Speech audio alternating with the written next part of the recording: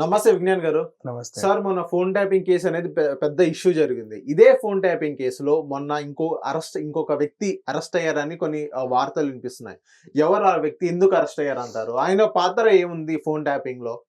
Actually ఈ phone tapping వ్యవహారం మొత్తంలో కవిత తర్వాత కేజ్రీవాల్ అరెస్ట్ అయినారు అండ్ ఇంకా అంతటితో ఫుల్ స్టాప్ పడింది అనుకున్నారు బేసిక్లీ. బట్ ఇక్కడికి ఫుల్ స్టాప్ ఇంకా పడలా.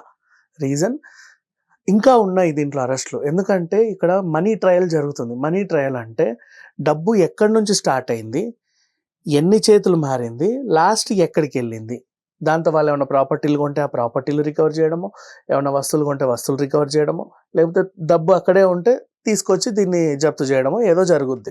ఇప్పటివరకు దీంట్లో 125 కోట్ల వరకు వీళ్ళు ప్రాపర్టీస్ డబ్బులు అన్ని అటాచ్ చేసినప్పటికీ కూడా ఇంకా ఈ కేసు కొనసాగుతూ ఉంది. యాక్చువల్గా ఏంటి, లిక్కర్ స్కామ్. ఇప్పుడు ఇది వీడిని చన్ప్రీత్ సింగ్ని అరెస్ట్ చేయడానికి గల కారణం ఏంటంటే గోవాలో డబ్బులు పంచారు ఎలక్షన్ టైంలో అనేది ఉంది. అంటే ఇప్పుడు కవిత దగ్గర నుంచి డబ్బు ఇక్కడికి వచ్చింది, దాన్ని వాళ్ళు ఎలా వాడారు అంటే గోవా ఎలక్షన్స్కి వాడారు. సో చన్ప్రీత్ సింగ్ అకౌంట్కి 2021 అక్టోబర్ నుంచి 2022 జనవరి వరకు ఈ 4-5 నెలల స్పాన్లో 17,38,00,000 డబ్బులు ట్రాన్స్ఫర్ అయ్యాయి ఆయనకి వివిధ రకాల కొరియర్స్లో డిఫరెంట్ అమౌంట్స్లో. ఎలా వచ్చింది, ఎక్కడి నుంచి వచ్చింది? ఒక ఈవెంట్ మేనేజ్మెంట్ కంపెనీ నుంచి వచ్చింది. ఆ ఈవెంట్ మేనేజ్మెంట్ కంపెనీ ఎవరిది అంటే నాయర్ది. నాయర్ ఎవరు అంటే కేజ్రీవాల్కి వెన్నెముక.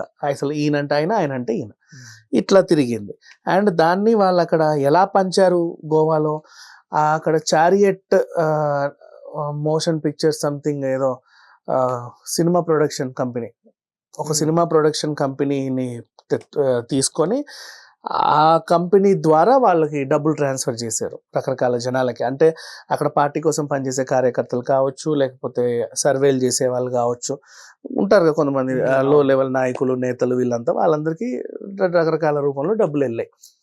సో ఇది వీళ్ళకి తెలిసింది. సో ఈయన ఈ నేరాన్ని అంగీకరించాలి యాక్చువల్గా చెప్పాలంటే. సో ఈడీ మళ్ళీ అసలు లాస్ట్ ఇయరే ఈయన అదుపులోకి తీసుకున్నారు, అయినప్పటికీ ఇప్పుడు మళ్ళీ కోర్టు ముందు హాజరుపరిచింది. ఇప్పుడు ఇదో 17వ అరెస్ట్ జరిగింది. ఇంకా అరెస్టులు జరుగుతూనే ఉంటాయి అని చెప్పేసి వార్తలు వస్తున్నాయి. అంటే అక్కడ నాయకులు ఎవరైతే ఉన్నారో, మీకు యాప్ నుంచి డబ్బులు వచ్చాయి అండ్ ఆమ్ ఆద్మీ పార్టీ నుంచి, మీరు అవి ఎలా ఖర్చు పెట్టారు, మీకెవరు ఇచ్చారు అనే కోణంలో వాళ్ళని కూడా విచారిస్తున్నారు. మేబీ అందులో ఎవరన్నా ఒప్పుకుంటే కనుక వాళ్ళు కూడా 18, 19, 20 అరెస్ట్లు అయ్యే అవకాశం అయితే ఉంది.